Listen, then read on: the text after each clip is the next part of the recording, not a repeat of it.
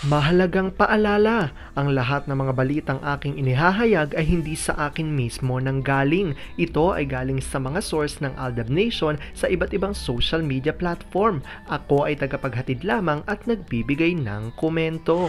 Magandang araw mga Aldab Nation! May panibago na naman po akong update para sa inyong lahat.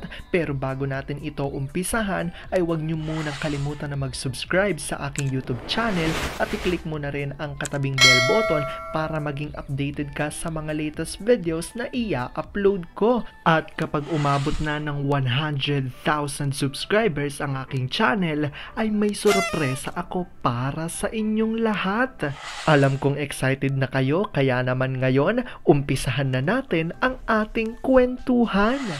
Ang pag-uusapan natin ngayong araw na ito kung saan sina RJ at Meng ay spotted raw ngayon sa isang lugar, ngunit si RJ ay may pakiusap raw sa mga nakakita sa kanila ni Meng. Ang daming nakakita sa kanila at kumpirmado raw ang resibo nito. Gaano nga ba ito katotoo at may sapat nga bang ebidensya ang makakapagpatunay rito? Well, yan ho ang ating aalamin at pag-uusapan ngayong araw na ito. Pero bago ho yan, ay bibitinin ko muna kayo ng kaunting-kaunti lamang kung saan magbasa muna tayo ng mga nakakatuwang post ni Manis Theo01 sa Twitter. Kaya naman wag na natin patagalin pa at sabi niya sa kanyang tweet, "Naalala ko lang, nung pumutok ang samahan nila Mimi at Daddy, lahat ng pinakasikat na LT ng nagsarang network unti-unting nawala. Alam ko, may 3 silang sikat na LT noon at kahit matagal nang binubuwag ng mga ang samahan nila Mimi, hindi na bumalik ang interes ng mga tao. Hoy, dapat sa Amerika ang HM dahil doon kami magbabakasyon. Pabor na din sa drama nyo. Mag-antay kayo pag natapos ng commitments ni Daddy. Dito sabay-sabay na kami doon. And please, kahit ito man lang, wag nang isingit ang seaweed sa vacation namin. Bibigyan naman kayo ng pics na papatungan nyo, okay? Lahat ng bansang may snow, doon gagawin ng HM. Tama yan. Kasi sa Amerika, kami talaga pupunta. Mahilig kasi si Daddy sa malamig kasi doon madalas tumitindig ang mga balahibo niya. Isama niyo yung best friend ni Popo at saka lover na si Ernesto." Sabi ng ni Joseph na ex-lover ni Popo, "Ride or die." Alam kong tuwan-tuwa ho kayo sa ating binasa pero ngayon pag-uusapan na natin ang ating main topic. Oops! Wait lang, saglit lang to. May ipapaalala lang ako para sa mga bago pa lang sa aking channel. Huwag niyong kalimutan na mag-subscribe sa aking YouTube channel at i-click niyo na rin ang notification bell para lagi kayong updated sa mga latest videos na i-upload ko at para maging parte na rin kayo ng aking Fanatics channel family. Well, alam kong super excited na kayo sa ating kwentuhan, kaya naman dumako na tayo sa ating main topic. Gaano nga ba katotoo na sina RJ at Meng ay spotted raw ngayon sa isang lugar? Ang daming nakakita sa kanila kaya naman si RJ ay tila may pakiusap raw di umano sa mga nakakita sa kanilang dalawa ni Meng at ang resibo nito ay kumpirmado. Gaano nga ba ito katotoo at may sapat nga bang ebidensya ang makakapagpatunay rito? Alam kong excited na kayong malaman yan kaya naman wag na natin patagalin pa. Unang-una na nga dyan ang tweet galing kay Vampire 2019 at sabi niya rito, "Sa lahat ng kasamaan na ginawa ng ABS sa Aldab at fandom, ano bang kapalit ng mga ito? Kamalasan, di ba? Paraan lang yon na hindi sila nabigyan ng prangkisa, pero sa totoo na karma talaga sila. Sila ang hari sa showbiz noon pero ngayon nakikiangkas na lang, billions pa ang nawala sa kanila. Simula nang lumipat ang show sa TV5, sobrang tahimik naman ni Lolo Botox. Ito naman si Froggy, para hindi mawala sa sirkulasyon, nagpo-post ng bangaw at niganda. Akala naman na ikasisikat niya, baka manganak pa siya ng di oras.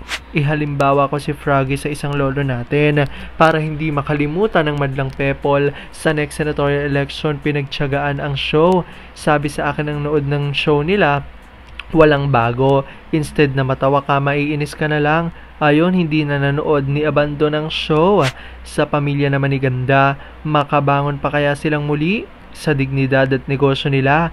Napakalaki siguro ang naharbat sa mga gremlins, that's why hindi makaback out. Ang sinasanto kasi ay Aldab pa rin. Hindi masamang mangarap basta sa tamang paraan, pero itong family user gusto ng inahin maging hindi nga maasikasong distrito niya bilang mababatas, maging senador pa kaya? Please, panindigan nyo po na ma-wipe out na yung isabong, lahat ng kasamaan andyan sa sugal na yan. At sabi naman ni Gabriel Esayagaya, tama, sa lahat ng kasinungalingang pinaggagawa, hindi magtatagumpay ang mga ulol. Ang dating hari ngayon dugyot pulubi ng mga ulol. Sayang ang ginastos ng mga ulol, napunta sa wala, puro palpakan sa Rizalistas. Binayaran, shame on the X-Network. At ito naman ang mga tweet ng ilang Aldab Nation galing kay Sal Onasin. Ma'am, lahat ng gumagawa ng fake news at mga kasinungalingan laban sa Aldab na ikinatutuwa ng mga demonyo dahil sa hindi ka nais-nais na mga gawain nila, TBADN. At sabi naman ni Soulmates, matapang na sila kasi syempre matao dyan, maraming makakakita, nagpaparamdam na sa kalsakalan lang talaga. Of course, yun ang mga nakakakita sa kanila, kahit no pic together, ikukwento sa kakilala. Sure na sure, so good move RJ, Araboy, for a change sa public na site. Bawal mag-take ng picture ni Maine, may pinangangalaga ang popo. Sabi naman ni Isidro Salazar, one thing is clear to all of the showbiz lies, especially involving one's personal life, God sees everything. And all is accounted for in whatever we do come Judgment Day. Sabi naman ni Glow 574, haha, another living proof from the bagger for sure. Pati cashier na SG na witness nila, sana may mag-post kasabay nila yung like nung parlor sa Makati. Nagulat si A ang sumundo. At kaya nga nasasabi ito ng mga netizens at mga Aldab Nation dahil sa post nito ni EBA is ma'am. Sabi niya rito, and it was confirmed today that RJ and M did shop in a business outlet together. Another proof that what they are spreading is pure lies, confirmed by the bagger. RJ daw requested fans not to take photos of M. Pwede siya na lang. We is the liar then. Ayan nga ang paninindigan ng mga Aldab Nation kung saan spotted nga raw sina RJ at may isang establishmento. Ngunit pakiusap nga ni RJ na wag raw silang picturean upang ito ay hindi kumalat, ayon yan sa mga Aldab Nation. Alam kong dahil dito marami sa inyo mas lalo ngayong kumakapit at naninindigan na Aldab Mature this real. Pero sabi nga natin na kahit na ano pa man ang maging desisyon ni na Aldin at Maine sa kanilang buhay, karera at buhay pag-ibig, ay kailangan natin silang suportahan at kailangan natin itong tanggapin ng buong buo dahil yon ang kanilang deserve. At yan ang aking update for today's video. Maraming salamat sa panonood at pagtapos sa videong ito. Kung nakapag-subscribe ka na, welcome sa Fanatics Channel family. Kung hindi pa naman, huwag ka nang mahiya. Mag-subscribe ka na. Pindutin mo na yan. I-click mo na rin ang katabing bell button para makatanggap ka ng notification kapag may bagong update para sa iyo. Para naman sa parte na ng aking pamilya, punta lang sa aking channel at i-click ang videos para mapanood mo at malaman mo pa ang mga nakaka-good vibes at nakakakilig na fresh news about Maychard. Muli, ako ho ang inyong lingkod na patuloy na maghahatid ng good vibes every day. Thank you mga Aldab Nation. Ingat!